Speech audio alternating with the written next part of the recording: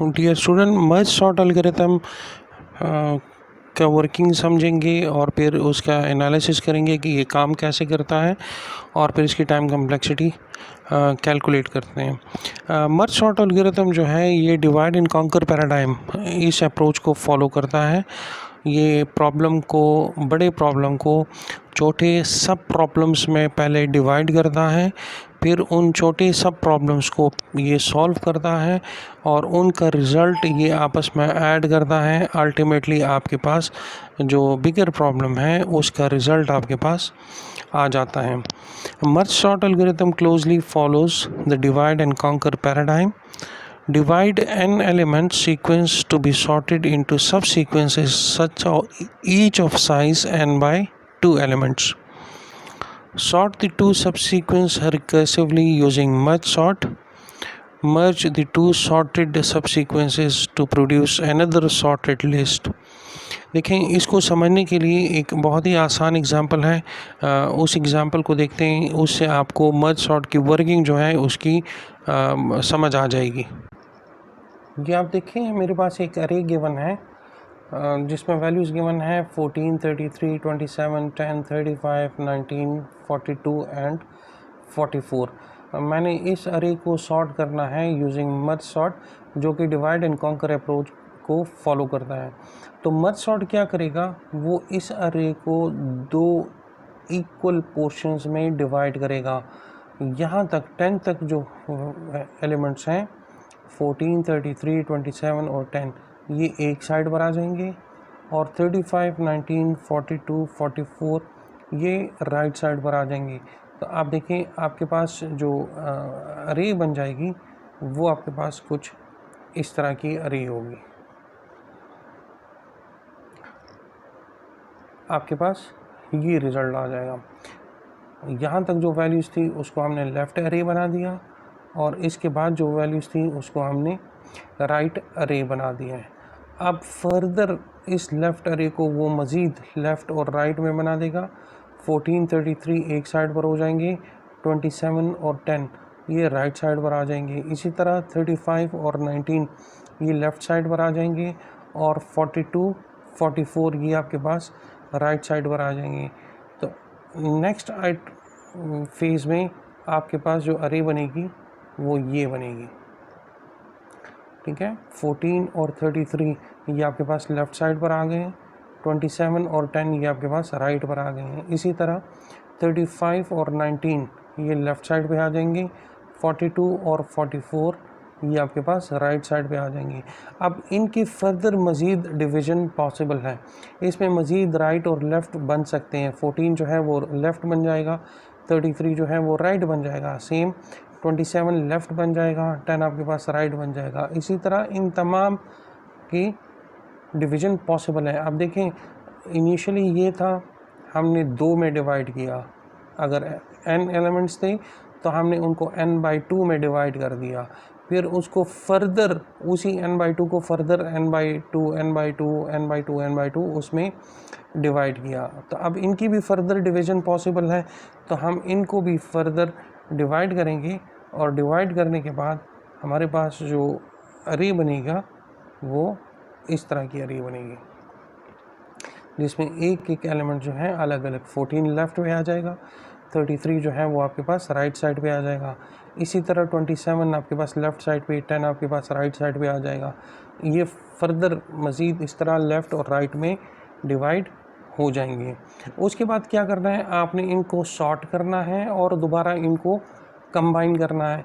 तो देखिए 14 और 33 इनको सॉर्ट करने की ज़रूरत नहीं है, 14 इज़ ऑलरेडी वो छोटी वैल्यू है, 33 बड़ी वैल्यू है, तो छोटी वैल्यू पहले आ गई और बड़ी वैल्यू उसके बाद आ गई है।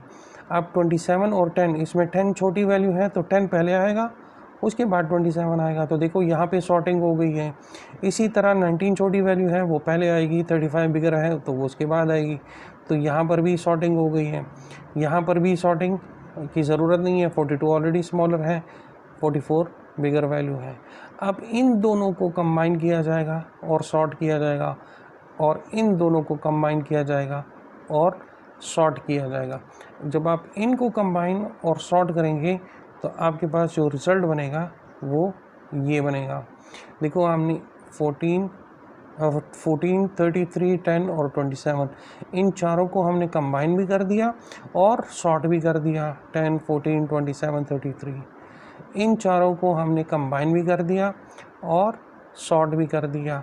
अब आखिर में इन दोनों को कंबाइन भी करेंगे और सॉर्ट भी करेंगे। जब इन दोनों को कंबाइन और सॉर्ट करेंगे तो आपके पास जो फाइनल अरे आएगा, जो कि सॉर्टेड फॉर्म में होगा, वो आपके पास ये अरे होगा।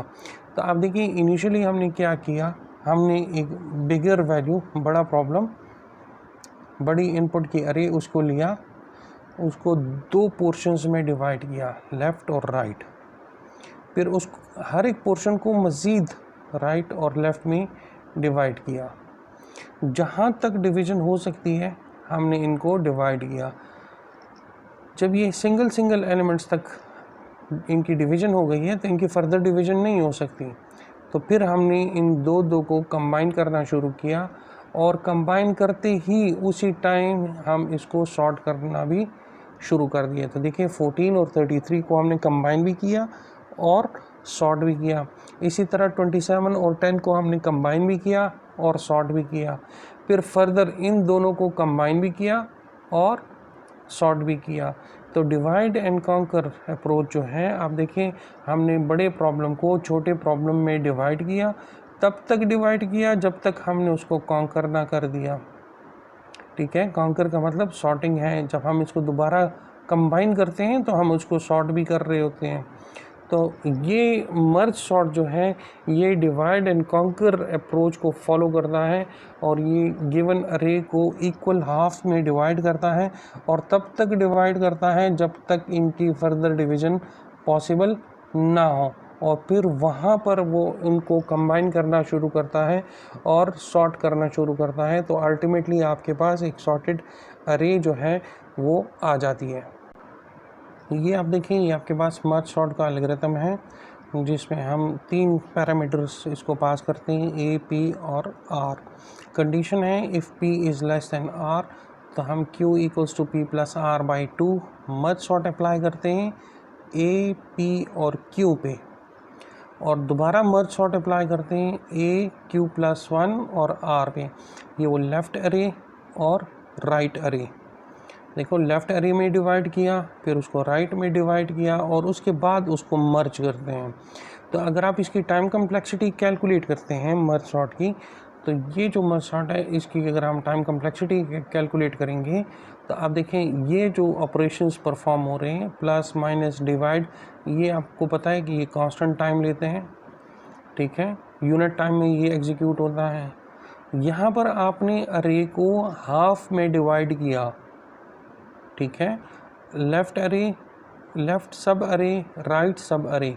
जब आपने एक अरे को हाफ में डिवाइड कर दिया तो अगर टोटल आपके पास n अरे है तो ये कितना टाइम लेगा, ये आपके पास टाइम लेगा n/2, उसका हाफ। इसी तरह ये भी आपके पास उसका हाफ टाइम लेगा। और फिर आपने कंबाइन करना है तो ज़ाहिर बात है कंबाइन आपने टोटल अरे को करना है, पूरे अरे को करना है, तो ये आपके पास टाइम लेगा t ऑफ n। जितने एलिमेंट्स होंगे उन तमाम को आपने कंबाइन करना है। तो ये स्टेटमेंट आपके पास एग्जीक्यूट करेगा n टाइम के अंदर। तो अब आप इसकी कैलकुलेशन करके टोटल जो टाइम कॉम्प्लेक्सिटी है वो आप कैलकुलेट कर सकते हो। इनको आप ऐड कर दो, t of n/2 plus t of n/2 plus t of n। जब आप इसको फर्दर सिंप्लीफाई करेंगे इससे आपके पास रिज़ल्ट आ जाएगा theta n log n।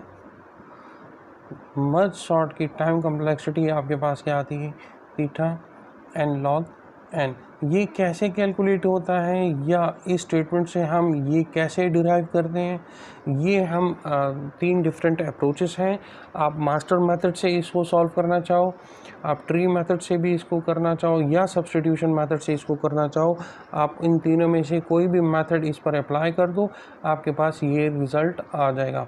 That means कि मर्ज सॉर्ट की टाइम कॉम्प्लेक्सिटी आपके पास क्या आती है, n log of n। Thank you.